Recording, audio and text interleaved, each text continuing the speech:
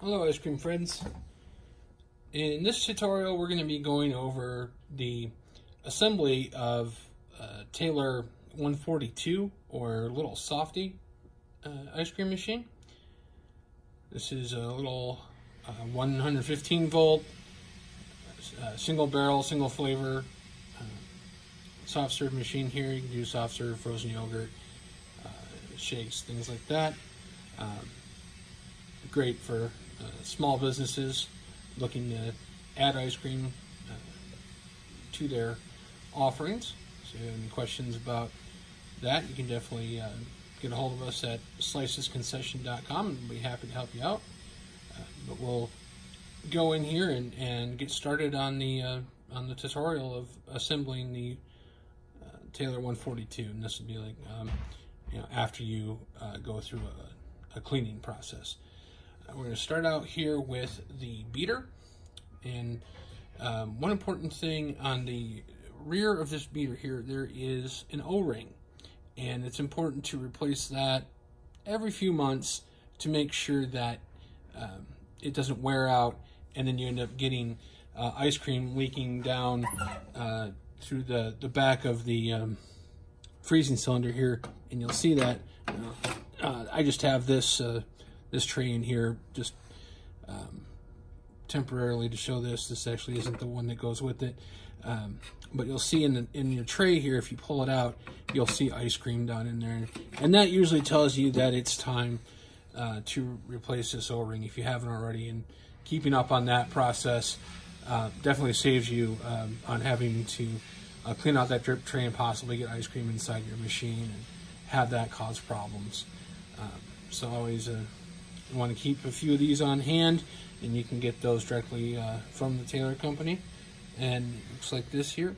And one thing to really be aware of when you're replacing this on the back of this beater here is that you have the O-ring in this orientation. You can see it's kind of tapered when I hold it like this, and you want it to the slant, if you're talking about the way it slants away. So in this orientation here, like that. It's very important to install it that way. If you have it backwards, it won't work correctly, and also if you get it twisted, it won't work correctly. So you want to make sure you get it in there, get it flat and in this orientation right here. So now what we're going to do is take our beater and place that into the barrel, push it in, and then if it doesn't go all the way in, it kind of sticks right there, that's not all the way in, just turn it and you'll see. So you want about a ½ inch in the front of the barrel here back to your beater. If you don't have that space there, your beater's too far forward and it's not going to engage with the drive motor. And next thing we're going to do is we're going to take our faceplate assembly here, and that's that right there. There are 2 hand screws on this, and they slide into these channels right here. You see there's a little lip on those hand screws, and they just slide in like that. One there, and one over here. And actually I'll take this apart for just a moment to show you the full assembly of this faceplate.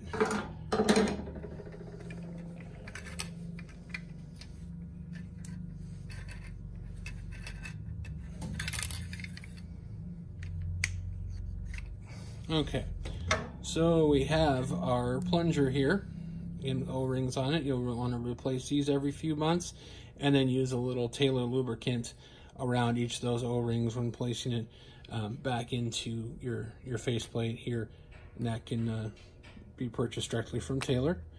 So we're going to go ahead and we're going to put that plunger right back in there, just like that. And then this part here just goes through. Now I assemble it like this. You can do it the other way, just whatever your preference is. I believe I assemble it this way because I'm left-handed. So whatever makes the most sense for you or your employees, you can assemble it in either direction. So once you have that part in there, then what you're going to do is just take this handle here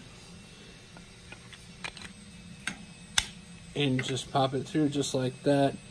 And there's an O-ring on there. That isn't something you should need to replace very often. You just make sure if you take it off all clean that you put it back on. And I usually have it in this orientation like this.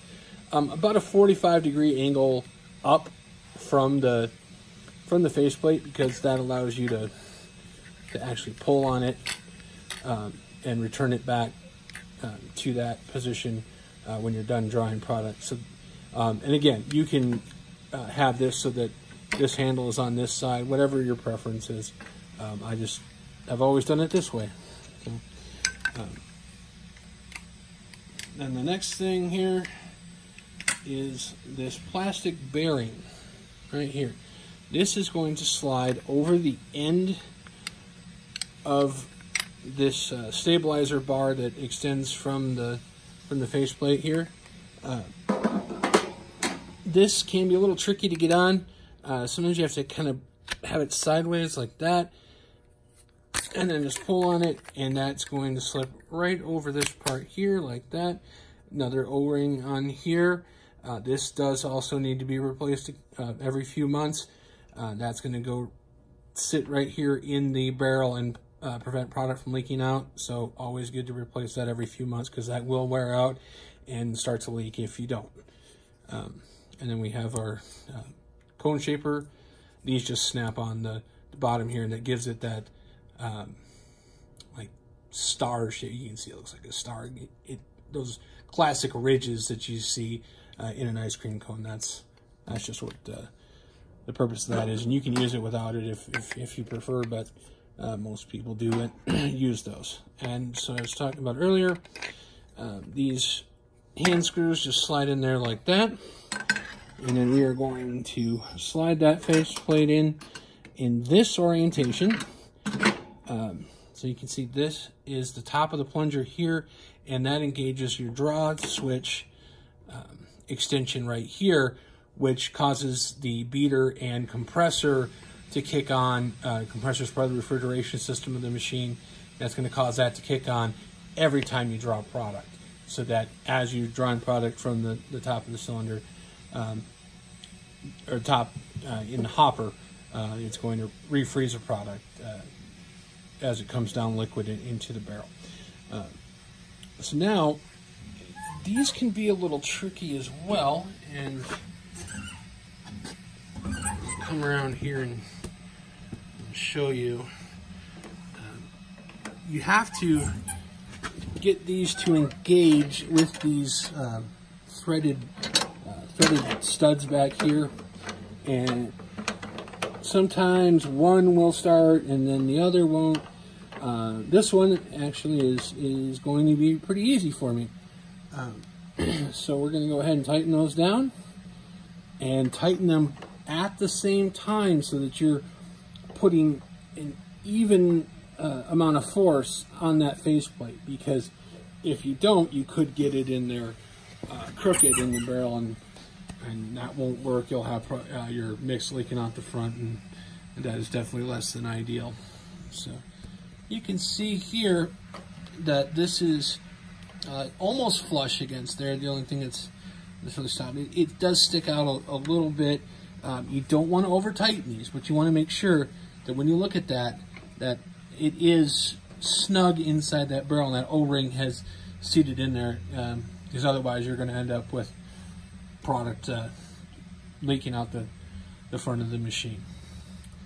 And that's the assembly right there. And everything all put together here should look like that when you're done, or this over here if you prefer to do it that way. And then we'll go over your hopper real quick here.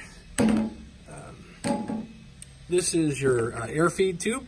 You can choose to run the machine with or without it. All this does is introduce a little air to the product, make your the product a little fluffier, a little creamier, and actually we refer to that as overrun in the product, and it can increase your profits, but customers actually do prefer a fluffier, creamier product too. So it's a win-win for you. And this part here, we call it a donut or a floater.